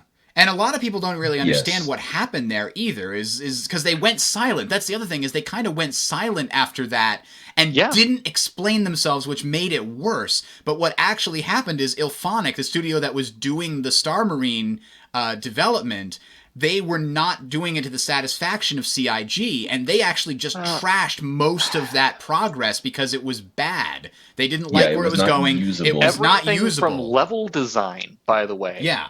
All the way down to mechanics. The whole thing across the line appears to have been redone. In part, I think it was because it wasn't going to merge, like they didn't build it right. It wasn't going to merge properly with the other branch that they were building for Squadron 42. And and they decided they had to scrap everything, and they wound up bringing the whole thing in-house and rebuilding it over the last year and a half or so to get Star Marine as we see it in 2.6. Which, and pure speculation, it sounds like IllFonic had their entire own standalone game client that was working. Yeah. Right. I mean, It sounds like it wasn't even code that you could integrate. It was just their own game client. Which is probably how IllFonic had done their previous work. I mean, we've seen what they put out. I mean, they're not a game studio that lacked experience, but they lacked experience working with other organizations. Right. Is what it looks like. None of us in this podcast has any actual insight into this. Right. There's no way to really point blame here from the outside, in part because, we don't have the internal. Was it a fault of CIG for not having enough oversight and catching this early enough? Was it a fault of IllFonic for not properly following the instructions from CIG? We don't know. We're just speculating. There's no blame being thrown around. Actually, it was a disappointing situation is what it comes down to. You can read into it. There's been no lawsuit from CIG against IllFonic. No. And that's public record. So clearly IllFonic met their contract stipulations is how I would read that. IllFonic delivered what they were contracted to deliver, but there was no guarantee that those deliveries would be usable in the final product. Yeah. All right. So, Gray, your highest high. Yeah, right. Let's keep talking about the sad things. Yeah, now with all that out of the way, the highest high I would have to say has been the entire procedural thing that we are seeing now. That first moment when we realized, holy crap, we're actually going to have these whole planets. Seeing the Constellation fly down to Area 18 in our car was pretty cool the first time. That was a high point. That was a high point. But it still felt somewhat cinematic. Seeing somebody fly down to the ground, or even just pupil the planet, that for me was the highest high. That absolutely felt like this is no longer the game that's in space and then transitions down through a load screen to an instanced ArcCorp. Yeah.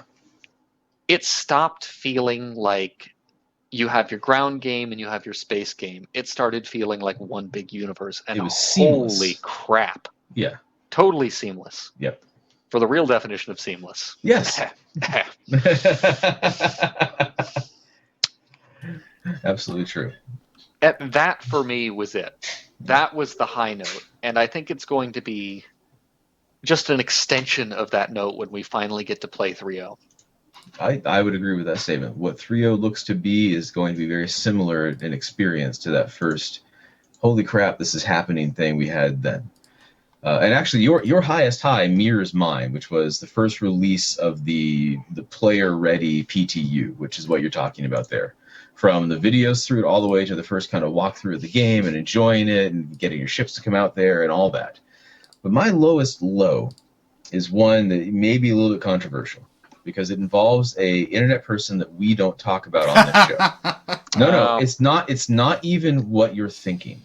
This is a low that actually infuriates me to this point because this individual allegedly, and I'm going to say that several times, so if you're listening, know that I don't actually think or know you've done this. I have no insight into it. I only have what I've read online, what I've read about statements made, about police calls being made, etc. But allegedly, this individual, whose name I'm not giving here either, took the time to make threats against a SIG employee's children. Yep.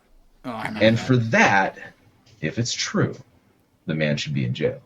That to me was the lowest low of all this, that this success has bred that kind of rampant idiocy. Yeah. Not to take us out on a low note here, but yeah. No, you're right. There were a couple of low notes applied, to individuals that we don't like to talk about. So yeah, I was thinking of a different one that you mentioned, but yeah, that one in particular, when you get people sending you, threats to your family or I know where you live, like that kind of stuff is super scary when you're a public person. Like you can kind of brush them off sometimes, or especially if you're a parent, yeah. That's scary, and that kind of stuff can really, and especially when you're trying your best just to do things that everybody wants, right? Yeah. You're trying to help and you're trying to make everybody happy, and instead all you get is people like threatening you with the death or your kids. That's crazy talk. So let's bring it back to one of the highest highs. One of my highest highs, personally, is this moment here in which people started chanting, "Helmet, helmet, Yes. helmet, Oh. helmet, helmet." This would be after. Here it is. Yeah. So yeah, isn't that animation gone now too? Yeah, that animation was considered over the top, but I loved it. Yeah, it was. They've got to have some like in-game way to unlock that for yourself. It'll be the /helmet emote. Okay. Right? I'm down. I'm down. What's more is then we did it again. Because Chris Roberts crashed the ship and said, "This is bullshit." Yes. That whole thing that was great. Very good. That was the first release, right? That was the first real. Like, this is the demo. People cheering over a helmet animation. Yep. I was there. I was the one that started the frickin' chant, and I don't know why. We were all so excited over a helmet animation. Because you've not seen the animation yet, right? He just walked up to the helmet. You know what he's gonna do? Is he gonna flip it? Who knew? Yeah. Well, the done, second sir. time we did after Chris crashed, we did know what he was going to do. But That's fair. That was definitely one of my favorite moments, was being there for that was the 2014 PAX East live demonstration of Point 8 at the time of Arena Commander. This was the very first one that was going to get revealed and released to the public. In anyone's eye. That was really cool. How everybody was so excited over just the helmet, much less all the other things that were being revealed at the time. It was a good group of people. I was very happy to be there. So that's one of my highest highs. But looking forward, just to wrap this up, what does 3.0 need to succeed at in order for you to be happy with it? I mean, we obviously know what they say is going to be in it. What does it need to nail in order for you to really be like, yes, this is where it needs to be? I can answer that real quick, which is it needs to make me feel like I'm in a persistent universe in the same vein as existing MMOs do. I fly out, I buy my goods, I fly somewhere else, I sell my goods, I have a bank account, I do my thing.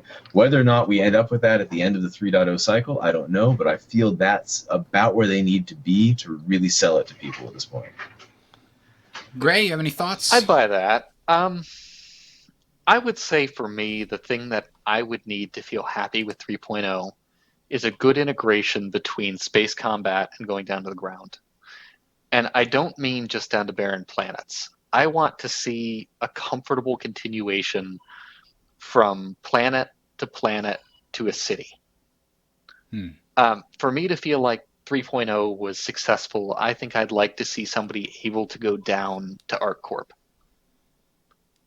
I mean, that really sums it up. I'd like to see someone be able to go down to ArcCorp, land in Area 18 just the same way we saw that Connie do, even if it has to be on a flight path. I want to see the transition from space to city. Because in the end, I think that is going to be key to keep people playing. Going from station to station is cool. Going from station to ground is incredible. Going from station to city, that sets it apart for me. That shows me something that not a lot of games have managed, which is a population center out to the vast unknown. The sort of scale that always pissed me off in Warcraft or Skyrim, where you have somebody who's sitting in their house saying, oh God, I have to kill 10 pigs. I don't know where the pigs are. And you go 20 meters outside and there's the damn pig. They're around the corner of a cliff. There's 40 of the damn pigs, and you could be done by now, long ago. Yeah, that for me has always been my sticking point for MMOs. That scale, that the population center, the thing that was supposed to be where everyone was so close to the vast, dangerous unknowns of 150 meters away. Yeah. You go from city to hinterlands with farms to wilderness over like a 30-second jog. That's Exactly. kind of crazy. And this idea that, like, I played a lot, to be fair, I played a lot of Undead in WoW. I was undead for the entire time I played. I mean, I will agree with that, because WoW is very much undead making. The entire time that I would go from Undercity, which is my favorite place in the game to be, there in Brill, and I could be in the Plague Lands in like 35 seconds. Or a couple of minutes on a mount. That felt so immersion breaking to me. It felt so painful to me to be like, oh, now I'm in enemy territory and I've gone exactly 45 meters. Yeah. And there's thousands of them here, and we have two dudes standing on a barricade in between. Star Citizen, to me, has the ability to be something more than that. And this idea that we could go in 3.0 from ArcCorp to a space station to the middle of freaking nowhere and have that take 20 minutes to go to the edge of nothingness. At least that, to me, would feel like, hey, there's a reason people aren't going from point A to point B here. It would feel like scale. And that's something that I think, well, that's what I think 3.0 would need to feel successful to me, is that sense of scale. But or at Gray, least the first iteration. It took like 10 minutes to travel the length of the continent by Griffin. Isn't that enough for you? That actually felt good the first few times. Yeah. Well, but then 10 minutes of you sitting on your ass not doing anything can't possibly be fun. Except Gray was just advocating for that. He's like, man, I just want it to take forever for me to get somewhere. That's just it, though. I actually enjoyed those flight paths. I enjoyed feeling like there was scale to that world. And when I landed in Stranglethorn Vale, I had just gone through a bit of a journey, flying over dams and around cities and all sorts of things. That was the only time WoW felt to me like a scaled, beautiful world. Was those flight paths, those beautiful cinematic flight paths. Yeah. At least with Star Citizen, people will be directing, okay, I've got a quantum drive and I'm going in this direction. Okay, it might take them 5-10 minutes to get there. But maybe there's places they could stop in the middle. Maybe there are things like the flight paths where you went, okay, I'm going to jump through this point and pay them the extra 30 silver as I fly past or whatever it is. I feel like Star Citizen could have those sorts of stopovers. Well, why would you fly directly from ArcCorp if you could stop halfway at some moon or some space station or whatever it is? And if there's a reason that some people would do it, I'll be happy. If people just want to fly directly from ArcCorp to Hurston and they want to do that straight shot, it takes them 15 minutes and they have the fuel to do it, I'll be happy. I think the other thing to consider is the possibility 1 out of 4 times as you're traveling this route that something will happen. You'll stumble upon a wreck, or you'll be attacked by NPC pirates, or you'll be attacked by player pirates. Those interruptions can make the journey tense. Like, oh crap, I'm carrying this valuable cargo. I just have to get it back to such and such, but I got to go through this, dangerous system before I can get there. Yeah, it's going to take 10 real-time minutes, but it's going to take 10 real-time minutes where you're constantly checking your radar, making sure that there's nobody there, making sure that you're in the wake of a planet from where, the pirate base is, or whatever you need to do. If you're planning and doing things of that nature for the 10 minutes, it's a lot more interesting than sitting on the back of a griffin and just watching it happen. So hopefully that's the major difference. And engaged 10 minutes would be a huge difference than me playing Pixel Pirates while on the griffin. I agree with that statement wholeheartedly. Yeah. So I could definitely see that being a very important piece. But I agree with Gray. I think those Griffin journeys were really one of the coolest moments in World of Warcraft when you first started playing it. Yeah, but the first time. Yeah, the first time was great, but not even the first, many times. Yeah. Okay, the first 10 times, but you have an infinite number of Griffin journeys you have to take. Yeah, in that game. that's the problem. Is they eventually wound up being very boring. But anyway. Well, and eventually it just became, you took the Griffin journey because you needed to get to the place you actually wanted to be. There wasn't really anything risky or even gamified about the Griffin journey or the back journey. No, not even close. It was, I'm going to click here and I'll be in Stranglethorn Vale. And you got to see the view. And the first 10 times, or occasionally when you were drunk at night, it was really cool. But not really a continuing gameplay experience. Yeah. Yep, fair enough. All right, I believe that is going to call it for today, ladies and gentlemen. Let me see if I can find our bumper music here, because I'm so uncoordinated today. Oh, no, that's not the... Okay, never mind. That is not it. That is not it at all. I can keep making sound effects until we get there. That's some good German techno there. I thought so, too. I want to say... It's nice to know that I am not the reason this show goes way over scheduled time, having looked at the playtimes of the last couple. So I'm blaming Gray. Gray's the only consistent one that's there. I agree. All right. So thanks, guys, for tuning in to Tales of Citizens, episode number 45. We'll be back again. I think, actually, I'm officially going to declare Season 2 of Tales of Citizens starts the episode after 3.0 comes out. That's what's going to happen. You can subscribe to our Patreon. In not January. Yeah, not January. January-ish. But again, we will be back January, probably the last Sunday in January as per normal. We're going to skip December just because it falls on some very bad holidays for us. So thanks, guys, for tuning in. We'll catch you again next time. We're going to be talking all about 2.6 and the changes involved there. Again, you can check out all the show notes and sign up for the podcast and the RSS feed at talesofshow.com. I am Bridger. With me has been Calathulu from Unrepentant Gaming and Gray from LegacyGG.com. The Legacy Gaming community helps sponsor the show. Thanks a lot. Have a good night.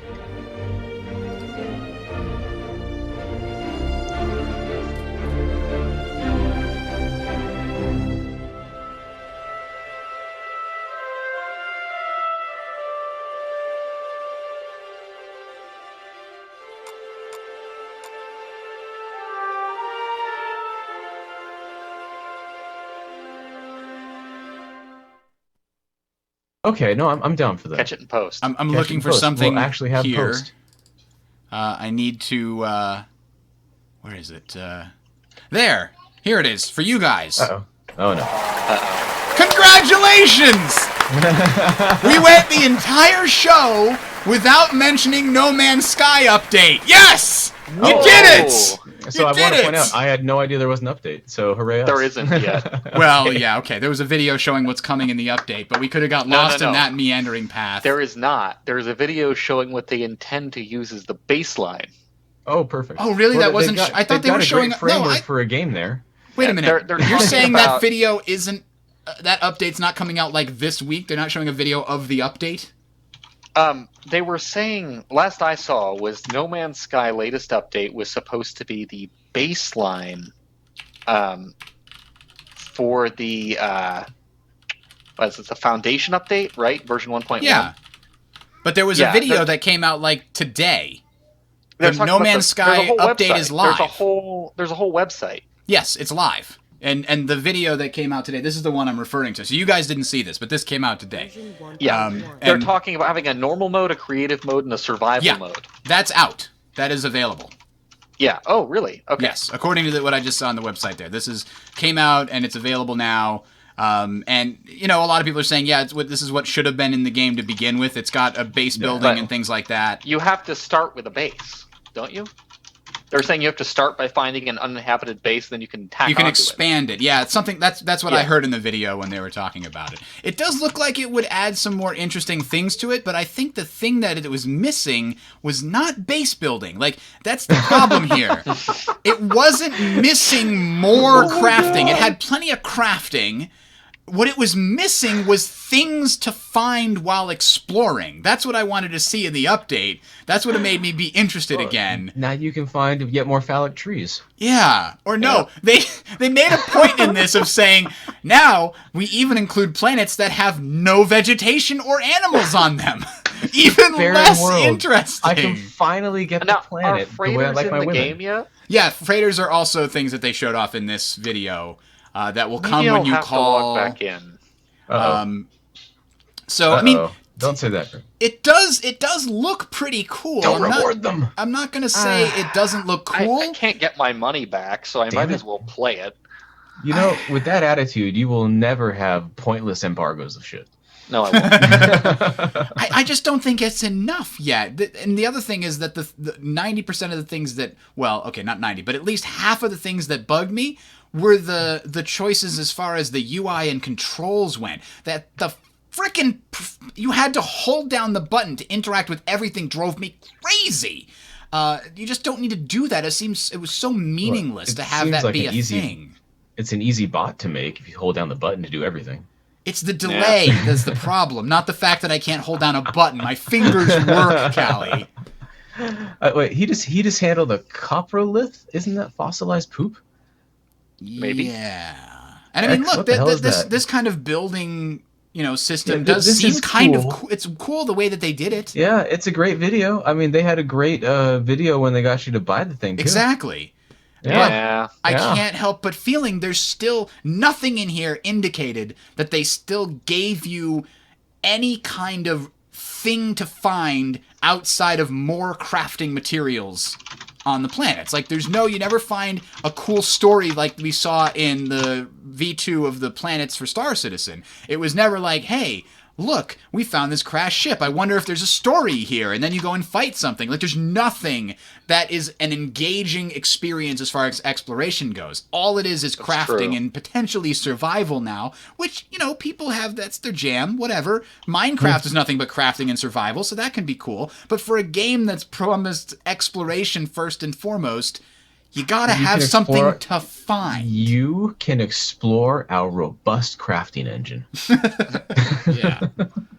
Yeah. This is true.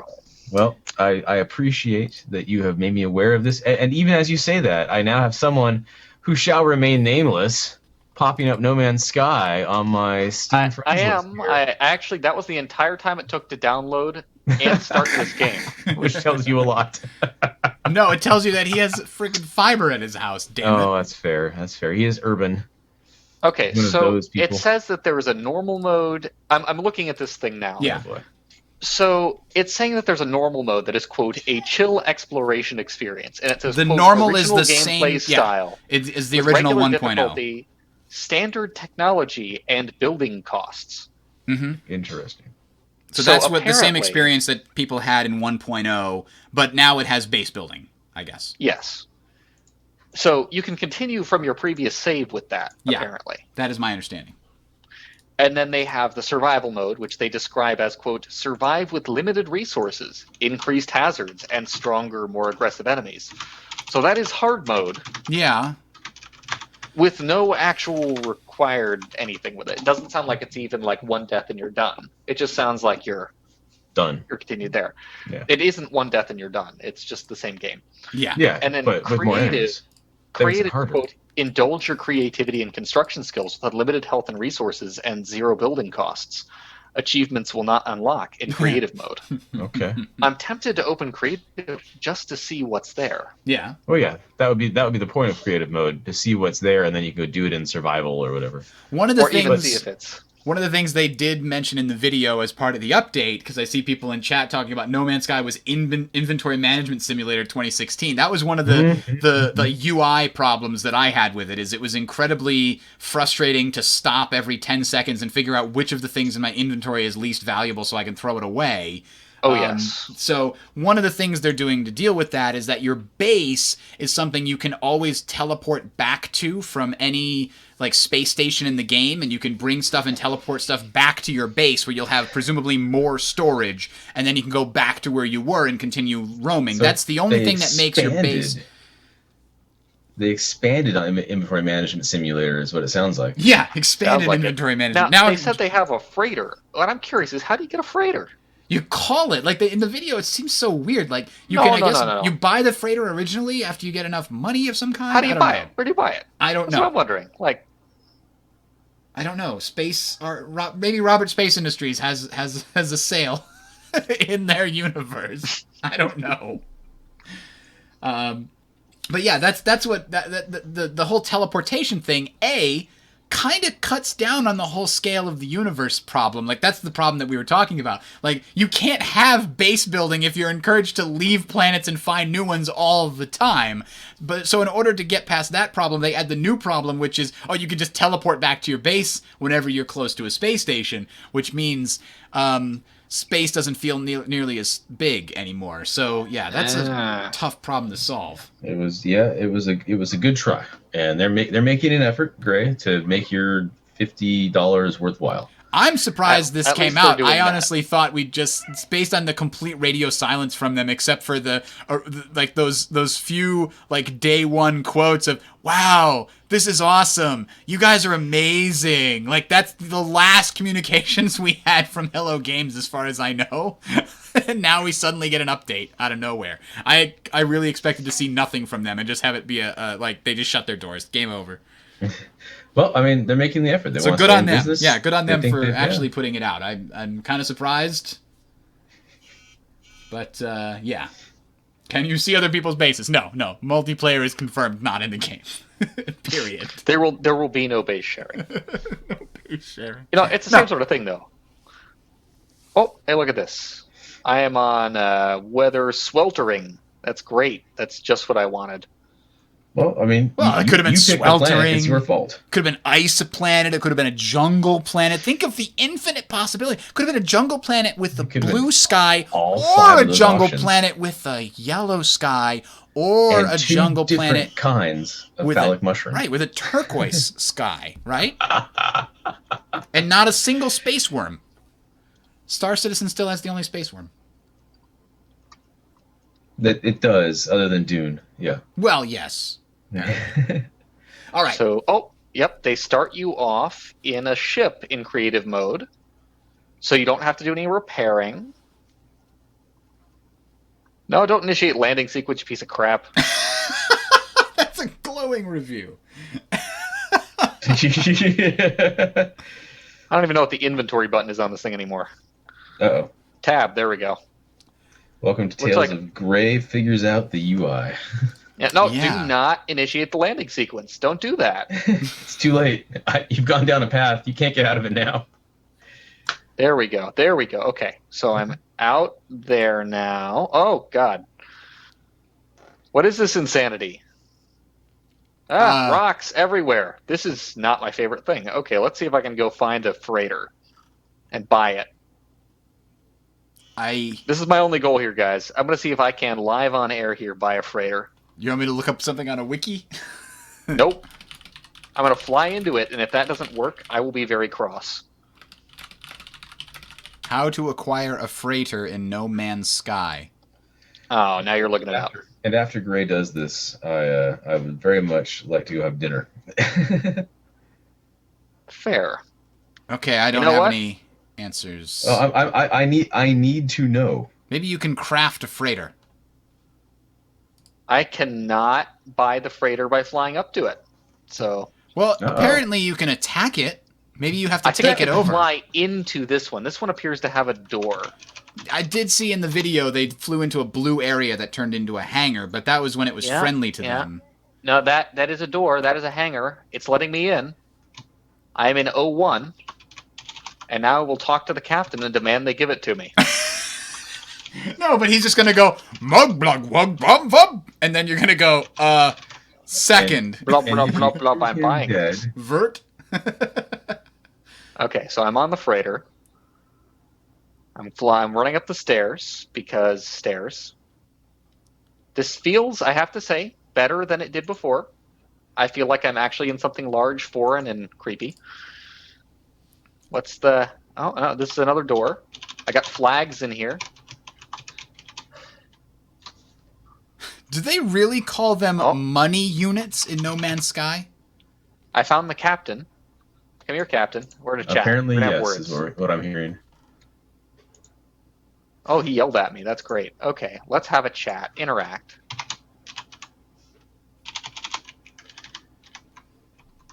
Hello, I am the captain of this freighter. I can help serve you in your travels for a price. Make offer on freighter. Very good, you won't regret it. Because you're in creative Okay. mode, you just buy it automatically? Except take I'm the down. item. The item. How many money credits did it cost you? It was free because I'm in creative mode. How many money credits? did Hello, it cost Commander. you? Ship operations are normal. Well, that was an exciting experience. I now own the freighter. Awesome. In That other was the news, entire process. I'm on Rock Paper Shotgun, and it says that Farming Simulator 17 is the world's #1 farming simulator. Wow. I guess it only had to beat Farming Simulator 16, right? So how do I pilot this? Can I pilot this? If I can't, then No. As far as I could tell in the video, I could be wrong, but it seems like you call the freighter to wherever you want it to be, and it'll show up. It'll just like teleport there. Yep, can confirm. Okay, interesting. And now So you you're still uninstalling cannot- it, aren't you? Maybe.